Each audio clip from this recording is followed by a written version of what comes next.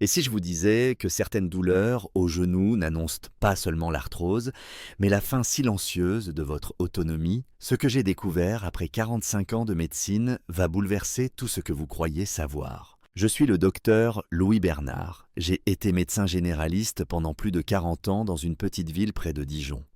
Aujourd'hui, je suis à la retraite, officiellement. Mais la vérité, c'est qu'on ne se retire jamais vraiment du soin. Car lorsqu'on a vu des centaines de visages crispés par la douleur, entendu des milliers de patients murmurer « je ne dors plus, je ne marche plus comme avant », on ne peut pas simplement oublier. On garde tout ça en soi comme une mémoire du corps. Et un jour, cette mémoire se met à parler à voix haute. Ce jour-là, c'était un matin d'hiver, un matin froid et silencieux, où même les escargots hésitent à sortir de leur coquille. J'étais assis devant ma fenêtre, une tasse de thé tiède entre les mains, quand j'ai vu ma voisine, Madame Isabelle, tenter de monter les 3 marches de son perron. Elle avait été institutrice, une femme droite, vive, pleine de verve. Mais ce matin-là, ses gestes étaient brisés. Elle s'accrochait au mur comme si chaque centimètre de hauteur était un sommet himalayen. Son visage ne criait pas, il ne pleurait pas,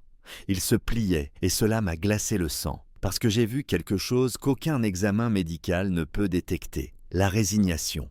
Et là, brutalement, une scène m'est revenue. Moi, le docteur Bernard, 72 ans à l'époque, le jour du mariage de ma petite fille adorée. Le repas était prévu à l'étage d'un charmant restaurant en centre-ville. Rien d'extraordinaire, un simple escalier en colimaçon, une vingtaine de marches. Et pourtant, je suis resté en bas, immobile, figé.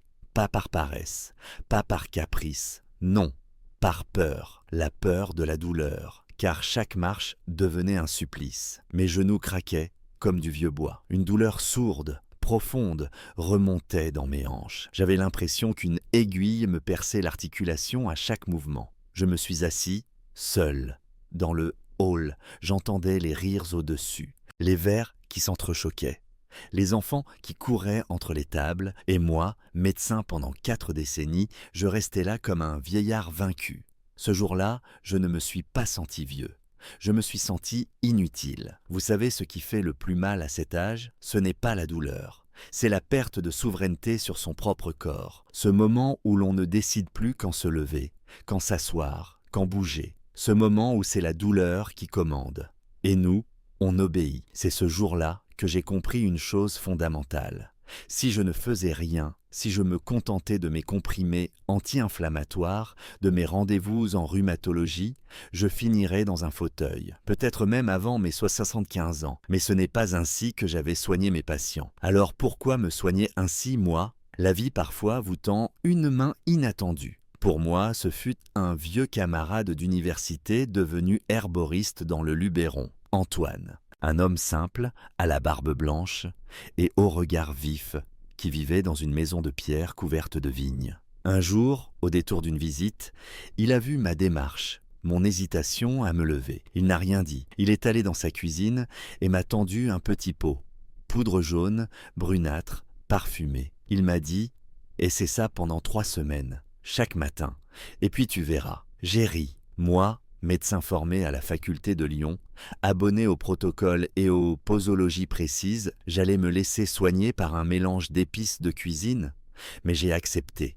Peut-être parce que j'étais au bord du gouffre, peut-être parce que j'avais encore une étincelle de foi dans la sagesse des choses simples. Ce pot contenait 3 ingrédients, du gingembre séché, du curcuma pur et du poivre noir moulu. 3 épices, 3 soldats du quotidien. Je ne m'attendais à rien. Et pourtant, après seulement 4 jours, mes nuits sont devenues plus longues, moins de réveil, moins de crampes. Après une semaine, je pouvais descendre les escaliers sans gémir. Et au bout de 3 semaines, j'ai marché dans le parc avec ma femme sans m'arrêter. Je n'avais pas rajeuni de 20 ans, mais j'avais récupéré quelque chose de précieux, le sentiment que je pouvais encore me tenir debout par moi-même. Voilà pourquoi, aujourd'hui, je vous parle. Parce que ce que j'ai appris ne se vend pas en pharmacie. Ce n'est pas un miracle. Ce n'est pas une recette magique. C'est une prise de conscience, une réconciliation avec son corps, un petit pas vers la liberté. Dans les prochaines minutes, je vais vous expliquer pourquoi ce mélange de gingembre, curcuma et poivre noir fonctionne si bien. Je vous donnerai ma recette exacte, mes précautions, les erreurs que j'ai faites et ce que j'aurais aimé qu'on me dise bien plus tôt. Mais d'abord, si ce que vous venez d'entendre vous touche, si vous vous êtes reconnu dans cette scène de solitude, de douleur muette, alors je vous demande une seule chose, abonnez-vous à cette chaîne. Pas pour flatter mon ego, non, mais parce que chaque inscription est une manière de dire « Oui, je veux apprendre à me prendre en main. Oui, je veux que cette chaîne continue. » Cela me donnera la force de continuer à vous partager des conseils simples, accessibles et profondément humains. Et maintenant, une question. Une toute petite question pour vous qui m'écoutez. Selon vous, qu'est-ce qui fait le plus mal après 70 ans? A. La douleur physique dans les genoux, les hanches, les os. B. La sensation d'être devenu un fardeau pour les autres. Écrivez A ou B dans les commentaires. Pas pour moi, pour vous. Pour dire tout, ce que tant de personnes gardent en silence. Dans la suite, je vous expliquerai comment 3 ingrédients de votre cuisine peuvent changer vos matins. Et peut-être votre regard sur la vieillesse. J'ai dit sur la vieillesse. Je suis le docteur Louis Bernard. Et si vous m'avez écouté jusqu'ici, vous savez déjà que je ne suis ni marchand de pilules, ni faiseur de miracles. J'ai passé plus de 40 ans à soigner, à écouter, à observer la douleur. Pas seulement celle qui se lit sur les radios ou dans les analyses, mais celle qui s'imprime dans la manière dont quelqu'un s'assoit, dans la façon dont il retient un soupir ou cache une grimace derrière un sourire poli.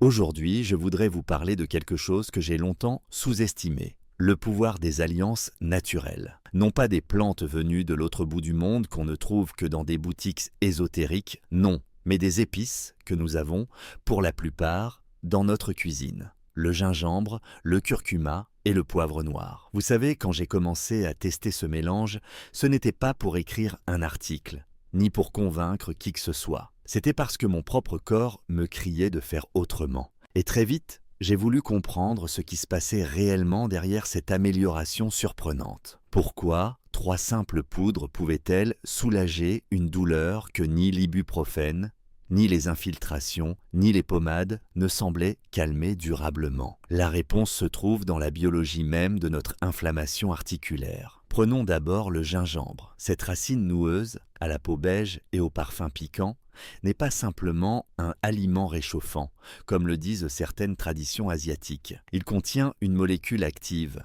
le gingérol, qui agit comme un anti-inflammatoire naturel. Plusieurs études cliniques sérieuses, notamment au Danemark et en Allemagne, ont montré que le gingembre réduit la production de cytokines pro-inflammatoires. Ces substances chimiques que notre corps libère lorsqu'il y a une blessure ou une usure chronique du cartilage. Pour simplifier, le gingembre ne masque pas la douleur, il calme le feu qui l'alimente. Ensuite vient le curcuma. En Inde, on l'appelle l'épice sacrée. Mais pour moi, il s'agit surtout d'un véritable régénérateur articulaire. Sa molécule phare, la curcumine, a une action antioxydante et anti-inflammatoire puissante. Elle empêche la dégradation du cartilage, réduit l'œdème des tissus et favorise la réparation des micro-lésions. Contrairement aux anti-inflammatoires classiques, elle ne détruit pas la muqueuse de l'estomac. Au contraire, elle protège l'intestin. J'ai vu des patients qui, en prenant régulièrement du curcuma de qualité, retrouvaient de la souplesse dans leurs mouvements après des années de raideur. Mais ce que la plupart ignorent, c'est que la curcumine est mal absorbée par notre organisme. Si vous prenez une cuillère de curcuma seule, plus de 90% sera évacué sans effet. Et c'est là qu'intervient le poivre noir. Cette épice commune contient de la pipérine, un alcaloïde qui, une fois dans notre intestin, multiplie par 20 l'absorption de la curcumine. 20 fois. Vous comprenez maintenant pourquoi ces 3 ingrédients doivent toujours aller ensemble. L'un apaise, l'autre répare, et le dernier rend possible cette réparation. Je ne les appelle plus des épices. Je les considère comme des coéquipiers. 3 vieux amis, comme 3 anciens soldats, qui savent tout appuyer, comment se relayer, et surtout comment soutenir le corps sans jamais le forcer. Mais comme tout traitement, même naturel, il faut savoir respecter l'équilibre. Trop de gingembre peut irriter un estomac fragile. Trop de poivre peut créer des bouffées de chaleur désagréables. Le dosage que je recommande, après plusieurs mois d'essai, est le suivant.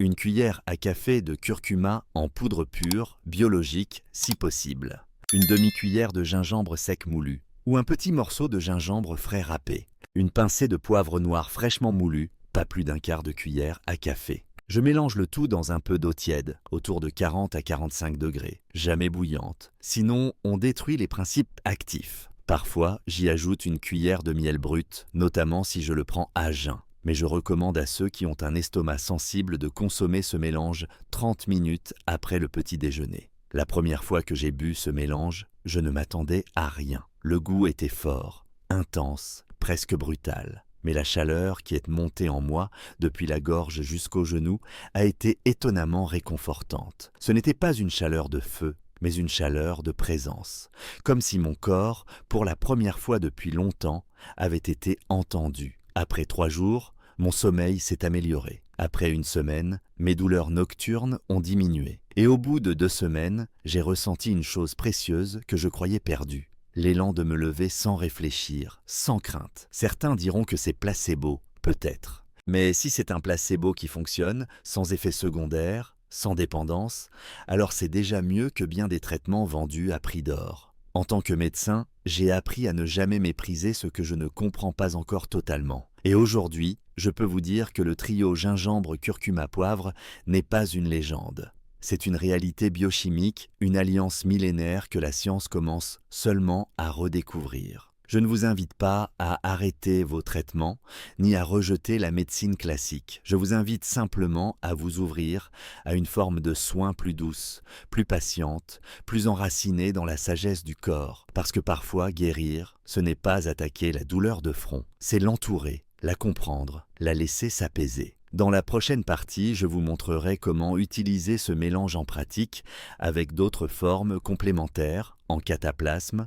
en alcool à friction ou en infusion pour les pieds. Des gestes simples, des rituels apaisants, pour que vos genoux cessent d'être des prisons et redeviennent des ailes. Et si cette parole vous touche, partagez-la, car vous n'imaginez pas combien de personnes autour de vous souffrent en silence, alors qu'une petite cuillère de 3 épices pourrait déjà leur rendre un peu de liberté. Je dois vous avouer une chose. Malgré toutes mes années de pratique, malgré les innombrables ordonnances que j'ai rédigées, il m'a fallu la retraite pour comprendre à quel point le soin ne réside pas seulement dans ce que l'on avale, mais aussi dans ce que l'on applique, ce que l'on touche, ce que l'on sent. À un moment donné de la vieillesse, la douleur devient un compagnon de route.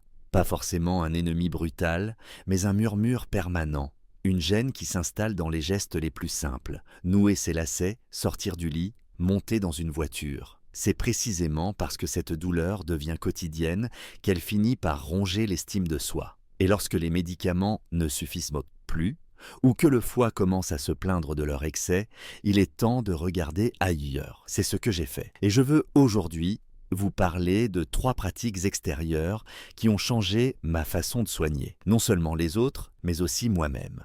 La première fois que j'ai entendu parler de l'alcool de gingembre, c'était par un vieil ami vietnamien, retraité comme moi, qui avait travaillé en hôpital militaire. Il m'a dit « Louis, ce n'est pas la pilule qui m'aide à dormir.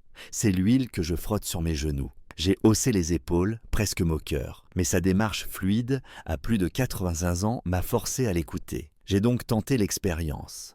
J'ai pris 500 grammes de gingembre frais que j'ai lavé sans l'éplucher, car la peau contient des huiles essentielles très précieuses. Je l'ai coupé en fines lamelles, puis plongé dans 1 litre de bon alcool de fruits, autour de 35 ou 40 degrés, dans un bocal en verre bien fermé. J'ai laissé reposer ce mélange dans un placard sombre pendant 1 mois. Chaque soir, je versais 2 cuillères à soupe de cet alcool doré dans mes mains et je massais lentement mes genoux, en mouvement circulaire, comme on masse un enfant pour l'endormir. Ce que j'ai ressenti n'était pas spectaculaire, ce n'était pas une disparition miraculeuse de la douleur, mais c'était un apaisement profond, une sensation de chaleur pénétrante, comme si le sang revenait dans des endroits abandonnés. La nuit suivante, je n'ai pas eu besoin de me réveiller pour changer de position à cause d'un genou engourdi. J'ai dormi et j'ai compris que le contact est un soin, que la chaleur est un médicament et que nous, médecins, avons trop souvent délaissé ce langage du corps. Quelques semaines plus tard, lors d'une visite en Charente, j'ai rendu visite à un vieil homme que je connaissais depuis des années. André, 84 ans, ancien agriculteur, veuf, solitaire mais fier. Il boitait depuis longtemps. Ce jour-là, je l'ai trouvé allongé dans son hamac, les deux jambes bien étendues, le visage détendu comme un gamin en vacances. Je l'ai regardé, étonné. Il a ri et m'a montré un petit baluchon en tissu brun. À l'intérieur, du gingembre râpé, du gros sel de mer et des feuilles d'armoise encore tièdes. Je les fais chauffer doucement dans une poêle, me dit-il, puis je les mets dans ce tissu et je le pose sur mes genoux. Ça garde la chaleur longtemps. J'ai senti ce mélange entre mes mains. C'était vivant. Le parfum de l'armoise, profond et légèrement amer, se mêlait à la force du gingembre. Le sel, lui, retenait la chaleur, prolongeait l'effet. Ce cataplasme, si simple, si modeste, avait redonné à André des nuits paisibles et des matins sans grimace. En rentrant chez moi, j'ai voulu comprendre pourquoi cela fonctionnait si bien.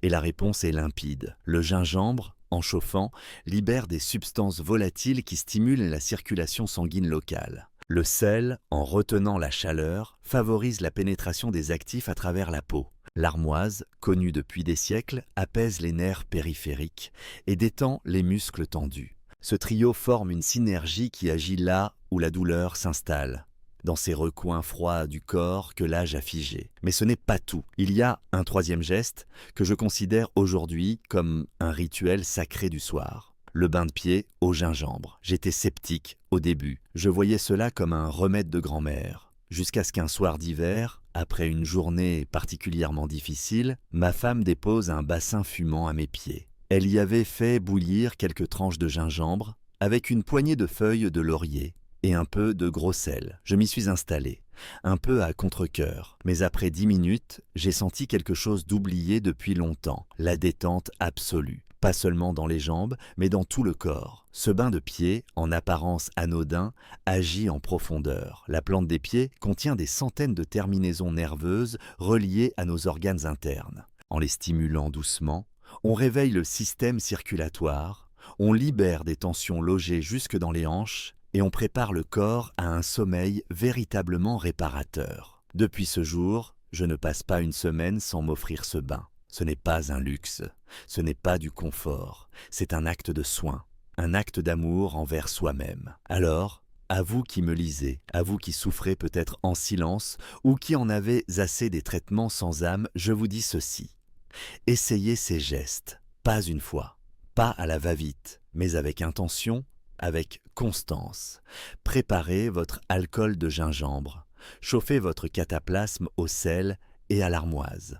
Trempez vos pieds dans ce bain tiède comme un souvenir d'enfance et observez ce qui se passe, non pas seulement dans vos genoux, mais dans votre rapport à vous-même.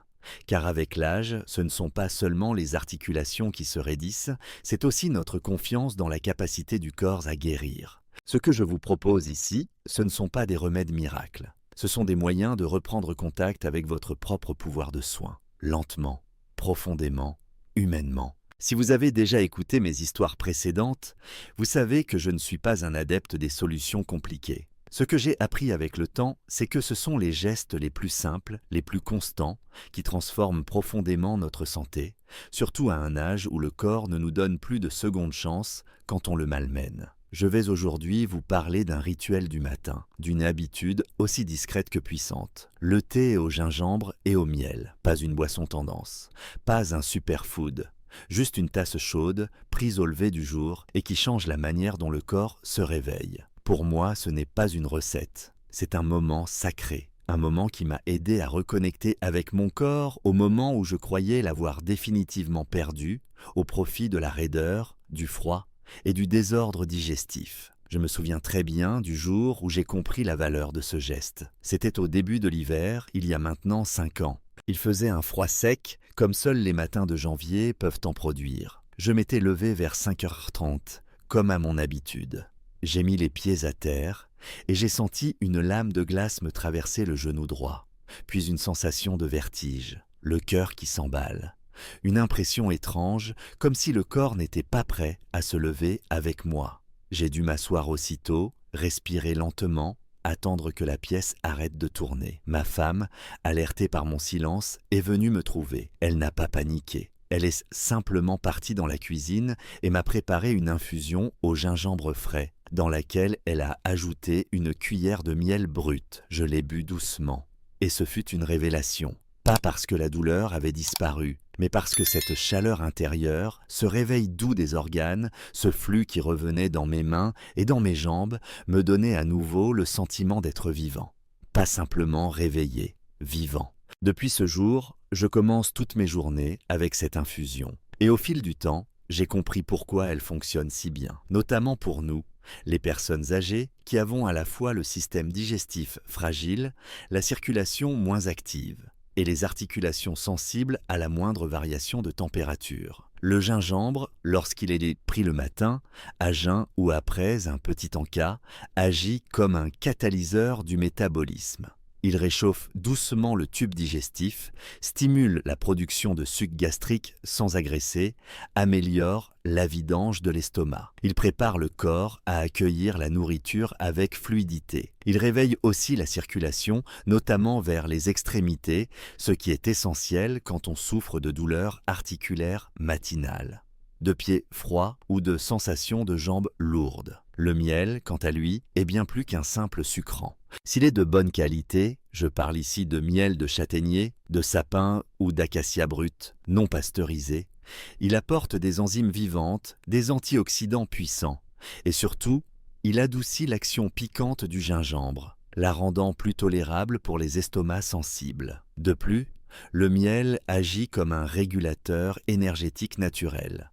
Il nourrit sans brusquer. Il stabilise la glycémie, évite les coups de fatigue en milieu de matinée et donne une sensation de satiété légère, suffisante pour retarder un petit déjeuner trop copieux. Mais attention, et je parle ici en tant que médecin, ayant vu passer des centaines de cas, la manière de préparer cette infusion est essentielle, car si vous plongez le miel dans de l'eau bouillante, vous détruisez ses enzymes, vous altérez ses propriétés et vous rendez la boisson presque inutile. Il en va de même pour le gingembre. Trop cuit, il perd ses composés actifs. Voici donc ma façon de faire, la plus respectueuse et la plus efficace.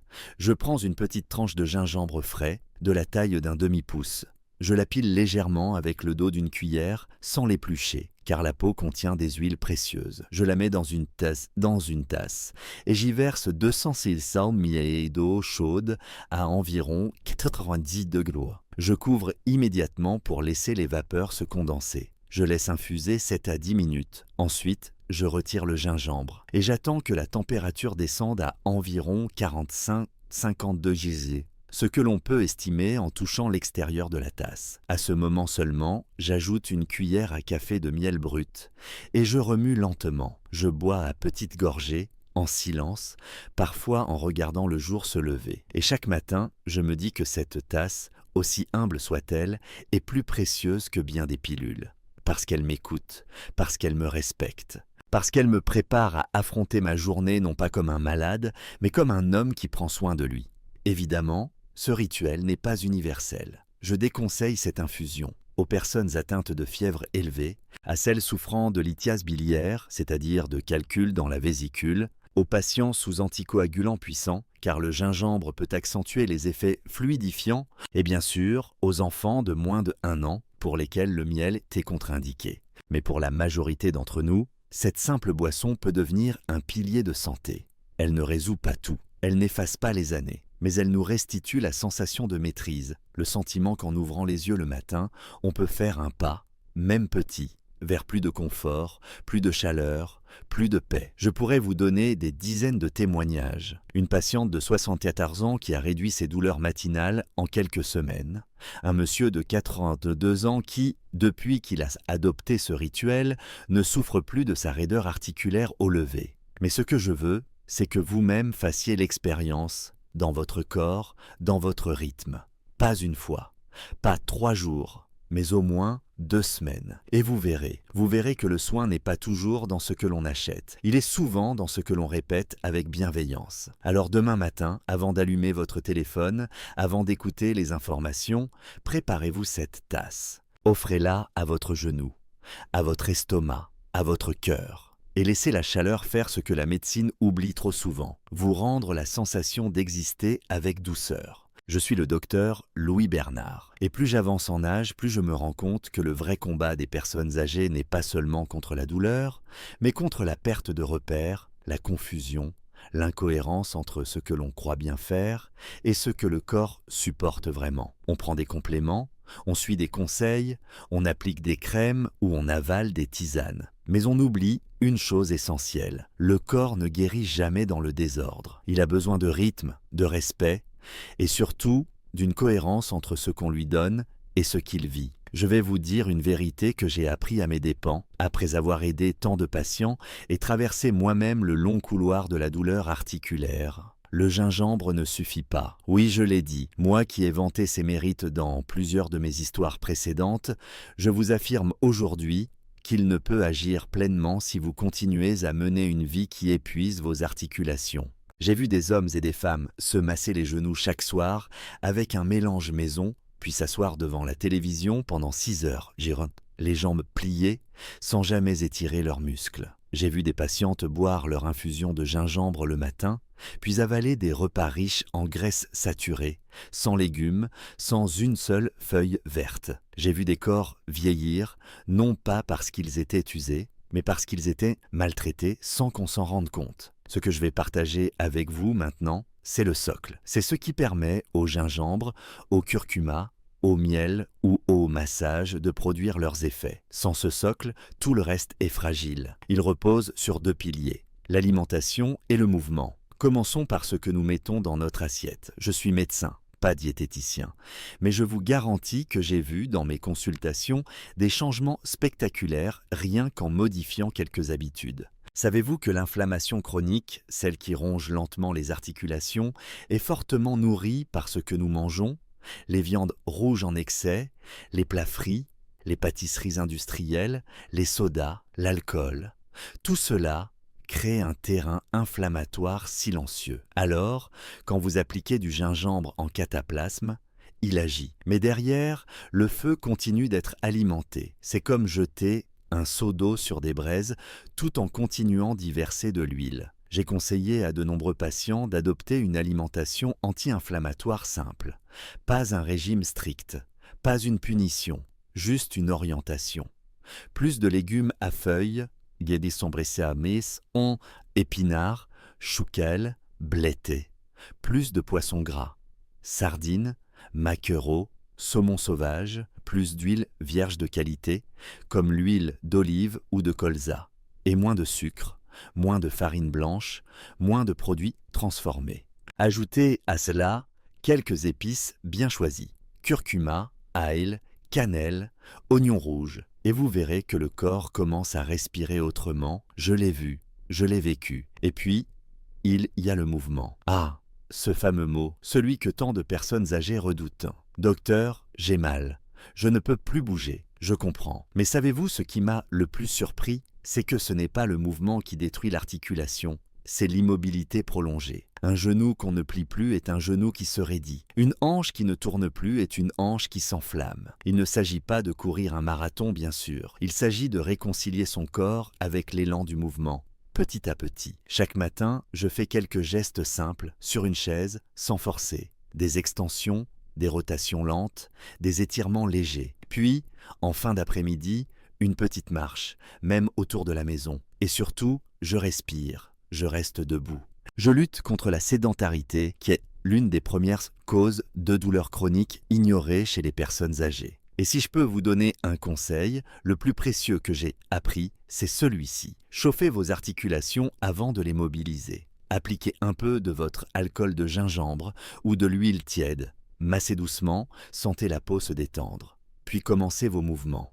C'est un langage entre vous et votre corps. Il vous remerciera. Je me souviens d'un homme, François, 75 ans, ancien enseignant, venu me voir en larmes. Il ne pouvait plus faire le marché, avait du mal à mettre ses chaussettes.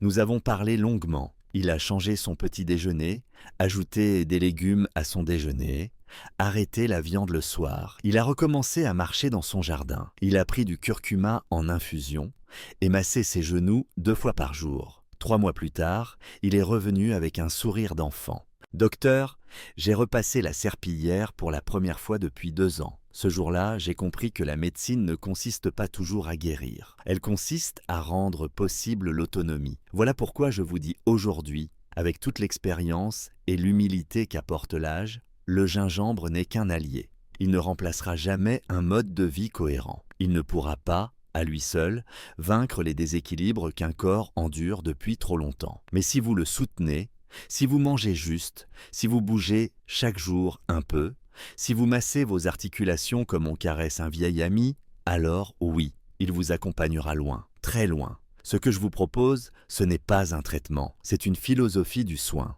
un art de vivre, une manière de vous redonner la main sur ce que vous croyez avoir perdu. Parce que vieillir ne veut pas dire se résigner. Cela veut dire s'adapter avec dignité, avec sagesse et surtout avec tendresse envers soi-même.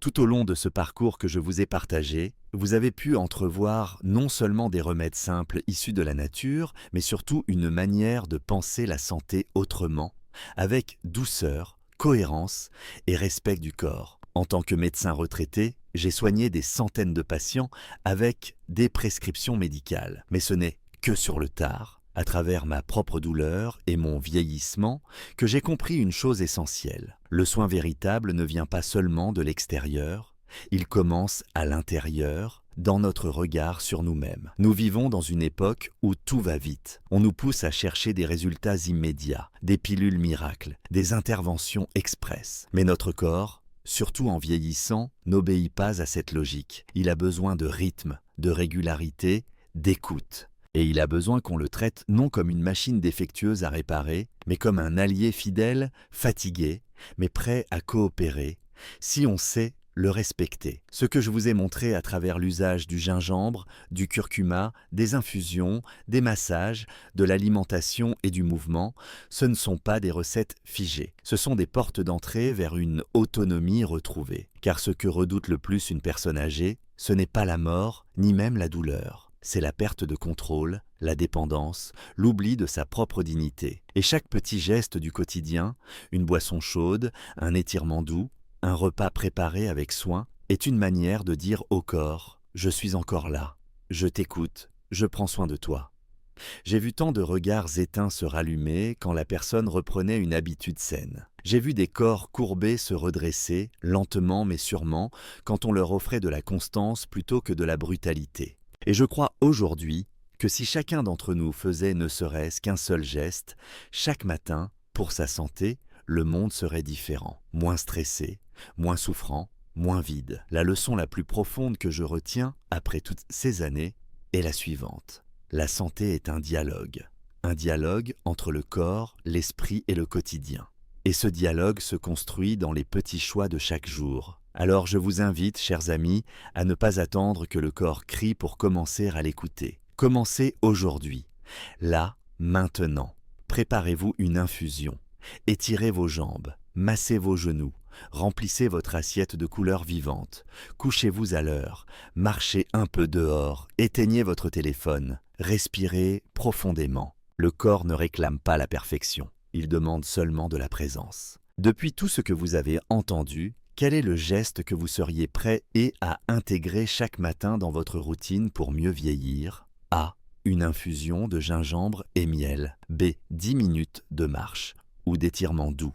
Écrivez votre réponse A ou B dans les commentaires pour que chacun puisse s'inspirer des choix des autres. Votre avis compte et peut en motiver d'autres. Et si ce partage vous a touché, si vous souhaitez soutenir ce travail que je fais humblement malgré l'âge, je vous invite à vous abonner à la chaîne et si le cœur vous en dit, à faire un petit don, même symbolique, pour encourager cette initiative. Car je n'ai plus 40 ans, ni la vigueur d'autrefois, mais j'ai encore le désir profond de transmettre, d'aider, de semer de la lumière. Votre soutien me permet de continuer, pour vous, pour nous tous. Merci du fond du cœur.